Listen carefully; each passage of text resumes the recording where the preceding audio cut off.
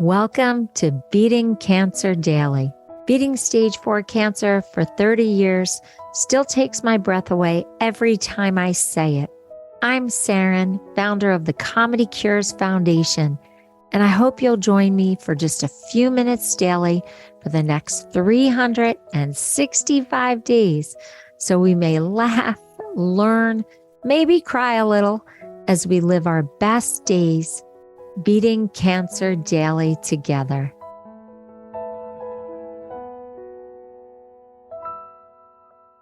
So sometimes Jacqui Bryan, our functional medicine expert, sends me a title, and I don't care how long I sit at a desk trying to write comedy about the title. I just can't find the funny in the title. So I'm going to wing this one. And I want to learn about it. And I hope you're going to be as curious as I am about it. And it's Akkermansia. So if you think of a joke about Akkermansia, you have to email it to me because this is not a funny subject, but it's kind of a funny name. So I want to bring back as recurring guest our certified nutrition specialist, our whole health educator, our certified health coach, RN Jacqui Bryan. Welcome, Jacqui. Hi, Saranne. Thanks for having me. I really try hard to find topics that have words in them that you can just have fun with. And I thought acromancy, I thought acromancy was one of the words that you could go to town with. Well, all I know is it's somehow connected to one of the hottest topics in health right now, which is the microbiome, which does have humor about it. I've found and written humor about the microbiome, but the title of this thing is funny. I'm really excited to learn about this, Jacqui, but I just have to announce one thing because I think it's super cool. And I just want to thank each and every listener in 137 countries because we were nominated for a People's Choice Podcast Award as one of the top 10 best health podcasts right now. And it comes from the listeners. I think we need to have a party. I'm so honored that we were voted for, nominated, however all that works. But that's a 20-year podcast award. And to be among the top 10 in health, because our listeners feel that we're adding value every day worldwide, is so humbling to me. And I want to thank you for coming back every week, Jacqui, and helping me do this out of the hundreds of episodes. You're inching up towards almost 100 of the almost 400 episodes. And I just want to really thank you for making this possible. Oh, it's such an honor to be here, Saranne, and it's super fun too. So I'm getting so much out of this. So thank you, and thank you for nominating us. This is just so exciting. Yes, and because of this audience wanting us to continue past the 365-day promise that I made, I am going to learn about Akkermansia. And you are too. So, Jacqui, why was this so compelling? Why did you want to bring this to Beating Cancer Daily? Well, you and I have talked a lot about gut health and making gut health a priority, especially when it comes to immune health and function. We talk about microbiome. We talk about the fact that the microbiome plays a significant role in our overall health and wellness. But Akkermansia is actually the I want to say hotshot for the microbiomes right now. They're actually doing more and more research on it. And Akkermansia is a good bacteria that actually lives in your gut. Its full name is Akkermansia mucinophila. You say that 10 times fast. I know you can have fun with that one. It actually lives in the mucus layer of your intestines. We're probably going to say mucus a lot today. Oh, no. I don't know if I could have supported that word when I was on chemo for all those years. Okay, I'm going to deal with it. It's not my favorite word, but I think it's important. And, I don't know about you, but my gut was destroyed just destroyed between all the things I had to do for surgery and then all the things I had to do for chemotherapy. I had to rebuild my gut. So that's why I was really interested in doing this topic. The same for me, Saranne. I had Adriamycin, Cytoxan, Taxol. I had a lot of nausea, vomiting, diarrhea with my treatment for breast cancer. And then, that was followed by radiation and years of hormone therapy and all the stress combined with that. These are all things that shut the gut down. It's a recipe for gut shutdown for sure. And so part of the reason I wanted to talk about Akkermansia is because it's actually something that's in you, right? So there are certain behaviors that you can bring into your lifestyle to help produce Akkermansia. But as I said, Akkermansia is a good bacteria. It lives in the mucus layer. I'm going to keep laughing every time I I say think mucus we now. need a safe word for mucus. I don't I have to finish. know. I have to finish this sentence because I keep getting stuck on mucus because I'm looking. Our listeners don't realize that we're on a Zoom call, and we look at each other, and if you could just see Saren's face, I say mucus, and it just like cringes a little bit. So it's kind of fun, but it lives in the mucus layer of your intestines, and it helps keep your gut lining strong. And basically, Akkermansia is a bacteria. It feeds on the mucin that is the protein that maintains the integrity of your gut. And it when it feeds on that, it produces a short chain fatty acid. And you may or may not have heard of short chain fatty acids, but they are connected to better health in many ways. And when it produces a short chain fatty acid, it makes your body make more mucus. Oh God, I'm not getting through this episode, Jackie. I swear, we have just go the M word. I think we're gonna Yeah, just say the M word. so now Sarenn, with all this mucus floating around your body, We're um, just gonna laugh through the whole episode every time you say mucus. It's as so a gross. result, okay, we've got more mucus now, right? Because of these short chain fatty acids. And as a result, that gut barrier is constantly replenishing the fresh mucus to keep it healthy. But wait, I want to take a minute to spotlight mucus because everybody is thinking about the bad mucus that makes us want to choke or can't breathe when we've got a cold or upper respiratory thing. So we've got to locate this mucus because I just remember from our study someone who had too much mucus and it was getting in the way of them eating. So that was in the upper respiratory part. So mucus can be good if it's in your gut. Yes, the word just sounds gross. But We're but mucus, usually not this immature. we are talking about beneficial happy mucus, right? It's the mucus that we want. It's the mucus that is good, and it's gonna make our body behave in a way that is going to help enhance our health, right? So that's what we're going for. I'm getting off the mucus topic. I'm moving on, Sarah. I'm letting I'm letting it go because Well, we're just I gonna had go a down this really dark. bad mucus joke. And one of our listeners said, Sarah, don't explain the jokes. And I'm like, well, we have listeners in so many countries where English isn't their first language. And she was like, tough. Let them just put it into Chat GPT. Don't slow down the podcast by explaining a joke. So I'm not allowed to explain this joke, but it's not good. I'm just telling you. Why did Akkermansia break up with the other bacteria? I don't know why. Because it kept eating all the good mucin. Oh, So that's dumb. terrible. But I couldn't let an episode go by without a stupid joke. Okay, go on. Okay. So what does Akkermansia do besides, help eating the mucin and helping us produce more mucus, which is good for our gut? This little tiny bacterium plays a role in your health, and this is why we're talking about it, right? And one of the reasons I wanted to talk about it is it's actually not commonly found in food, but it naturally occurs inside of your mucus layer of your intestines. And so it can actually protect your gut lining, which means it's going to strengthen the barrier. It lowers inflammation. So it means it can help modulate our immune response in some way to help with inflammation. So as a cancer patient, this is something that is really important and of great interest.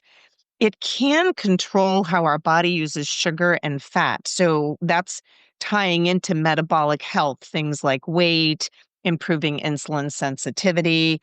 And it's also been shown to protect our brain, help with anxiety. And some research actually shows that it can help with our heart health, weight management, type 2 diabetes. So that's huge, right? It's pretty significant.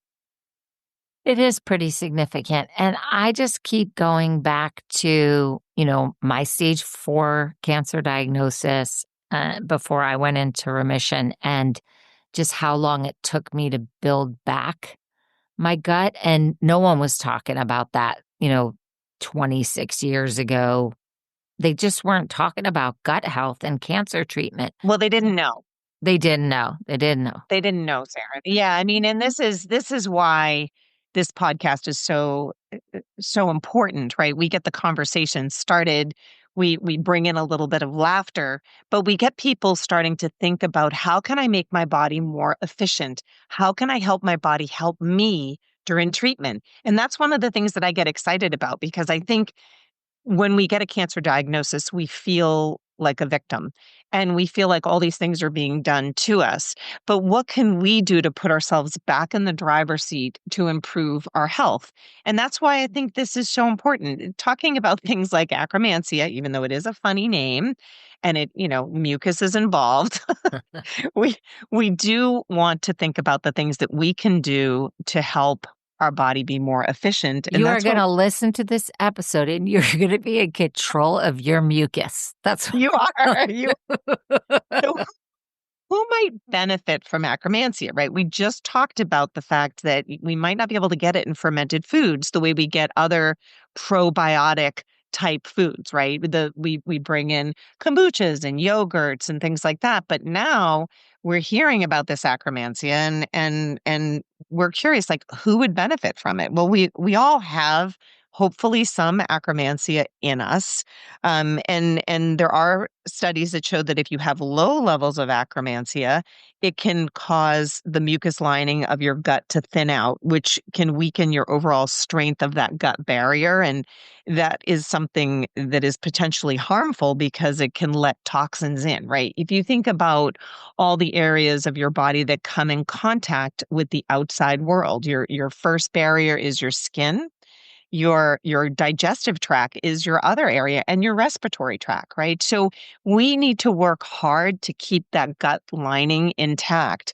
And Akkermansia is a huge player in that. So people that would benefit from really paying attention to their Akkermansia are those that are obese or overweight, people that have digestive issues, like leaky gut or an increased intestinal permeability, or even like IBS or other inflammatory gut issues, those that are dealing with metabolic syndrome or type 2 diabetes, those high blood sugar groups, or those that have extra belly fat, those are people that could really benefit from Akkermansia.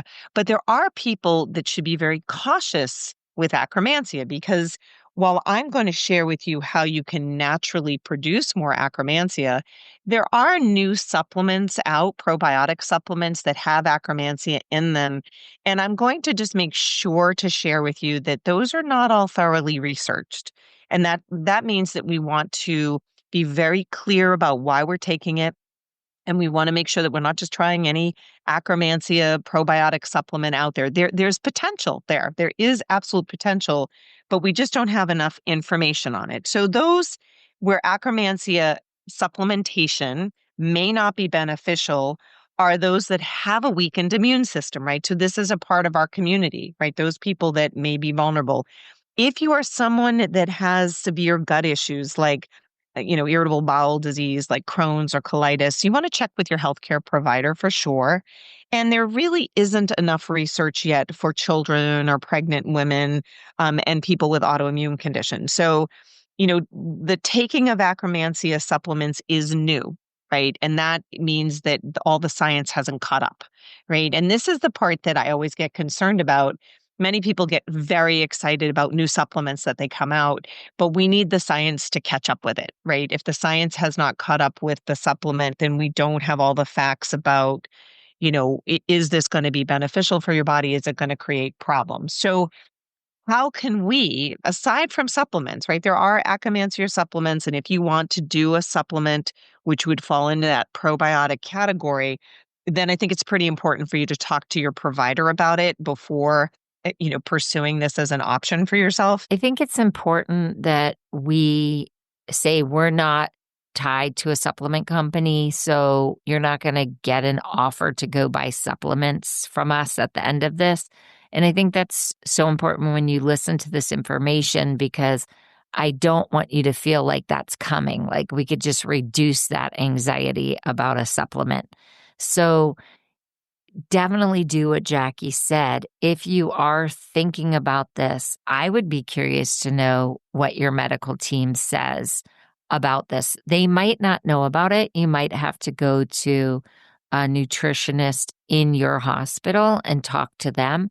But I do think it's important before you introduce anything into your system. And Jacqui and I say this all the time.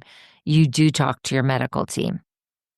Yes, and make them a part of your decision process, right? I think, Saranne and I learned from our stage 4 cancer study that there were many people that were taking supplements that were recommended to them by family members or they saw it on the internet. And Or there someone was in a waiting room because right. when you're in the waiting room, everybody's talking about what they're doing and you get these ideas and you write them down and then you order it from Amazon or go to your local health food store. So it's really important that you have an overall picture of everything that you're taking. Yes, yeah, it is really, really important. So let's answer the question that's on everybody's mind right now is how can I support Akkermansia naturally? Right. So forget about the supplements. I'm not saying don't take the supplements, but this is what you can do day to day that can actually help with the natural production of Akkermansia inside your body. One of the areas that is really interesting is intermittent fasting. So it could include alternate day fasting, time restricted eating. This has been shown to increase Akkermansia levels in the gut, and it can positively impact the microbiota levels and the community of those microorganisms in your gut. We have an episode on that, We Jacqui. do. We do. You talk about how to do it, what you're a fan of and what you're not a fan of, because you don't want to trigger some kind of anorexia or bulimia. You're Exactly. also really dealing with a lot of weight shifts, at least I did with stage 4 cancer. Sometimes I was emaciated, sometimes I was just so bloated, there was so much inflammation. It really can change a lot of what's going on in your system over the course of your treatment. So you got to stay on top of this. You got to be aware of what your weight is, and you have to be in dialogue with your team.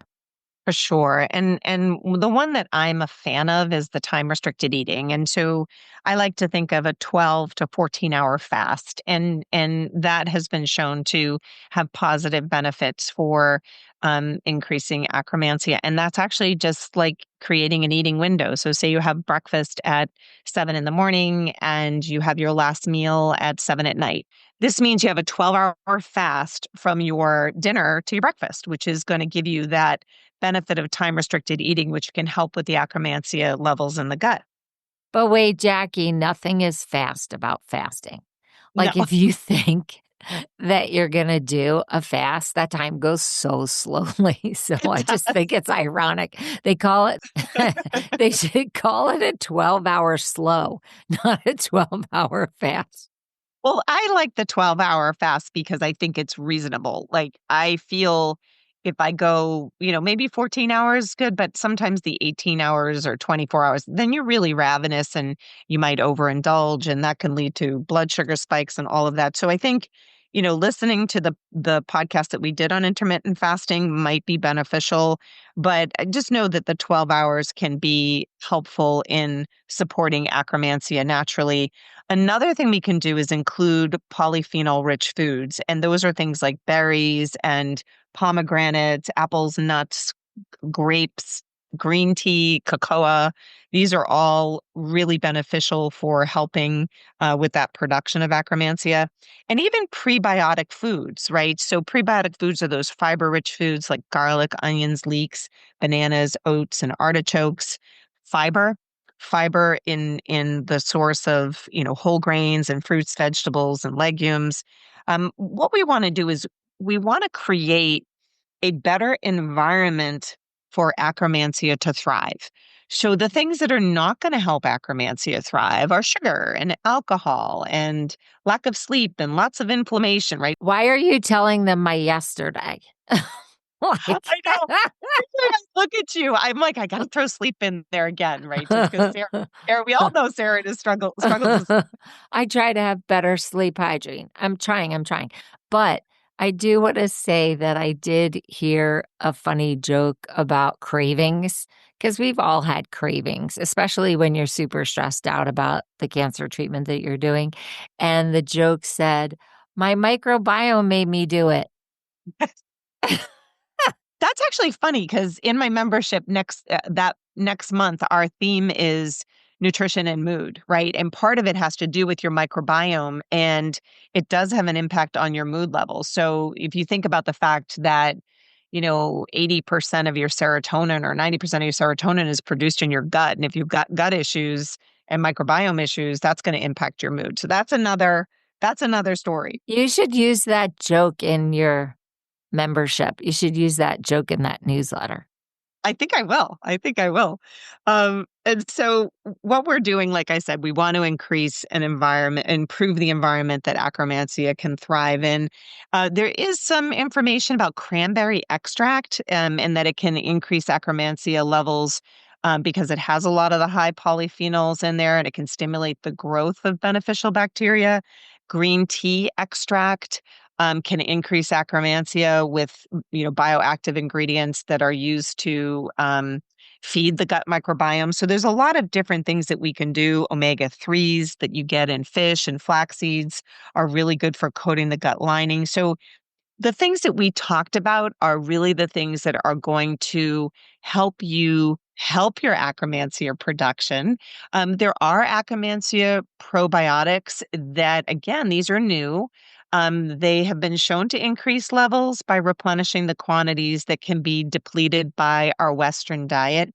My preference, and we know this from if you've listened to other podcasts, is that I'm a food first practitioner. So that if we can find a way to help our Akkermansia levels and production by doing things naturally without a supplement, I think that's a really great approach. Well, you always say eat the rainbow. Like if you can get 9 different colors at least, but up to 13, you recommend, just try to be in that 9 to 13 a day, looking at the different colors of your fruits and vegetables and consciously trying to have that variety in your daily diet. I bet that helps your Akkermansia, and people could go back and listen to that episode too, Jacqui. It does. I think that's our goal with all these podcasts, or almost 100 that I've done with you, Saranne. And again, thank you for having me. It's I love being a part of this community, but you and I have created these podcasts as, like you said, a masterclass for health. And I'm not sure we thought of it as a masterclass when we first started doing this together, but then we realized. No, it's our play date every week. We get together and record it. But I think it's important for the community to understand that we come up with these ideas because of you, right? Because of you, Sarah, but also the community. They send us notes and they ask questions. And so keep them coming, right? Because we love coming up with different topics. Hopefully this Akkermansia is one that people will be interested in, right? Again, we're conversation starters and we're not sponsored by any supplement company. So we're truly giving you our honest opinions, but it's so important for you to get checked with your medical provider before taking or doing any of these techniques. But I think it's important for people to know if this is your first episode, this is science-backed information. Jacqui really is careful that she makes sure that she, as a certified nutrition specialist and whole health educator, that she has really looked at the studies and what science is available. And so we really appreciate that, Jacqui. If you are taking Akkermansia, or you're curious about it and you're going to go talk to your medical team, let us know because we love hearing from you. It is like the highlight of our week when we get communications from you. So go to comedycures.org and hit the contact menu and write to us, or go to the podcast section and record a message to us. And then I'll forward it to Jacqui. If you want to find the amazing Jacqui Bryan and my dear friend, go to jacquibryan.com. If you cannot find her beautiful website, then come back to me at comedycures.org, the Comedy Cures Foundation, and I will send you her signature. Jacqui, thank you, sweetie. Thank you, Saranne. It was so fun being with you today. Yeah, and let's give one more woohoo for being a People's Choice Podcast Award finalist. We did it, guys. We just thank you so much for thinking of us with that amount of love and respect to go propel us and catapult us to top 10. And I don't even care if we win, Jacqui. I'm just so honored that we were noticed among 4 million plus podcasts. It's really exciting. I love doing this every day for you. And I will see you tomorrow. Have a blessed day.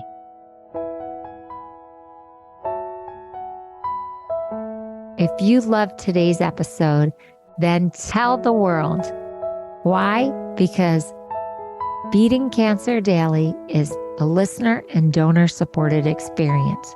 So the more people you tell and the more people that join us, the more robust and interesting programs our nonprofit, the Comedy Cures Foundation, can bring to you throughout the year. So if you have some extra change, I'd love you to go to comedycures.org and make a donation today of whatever level is comfortable for you.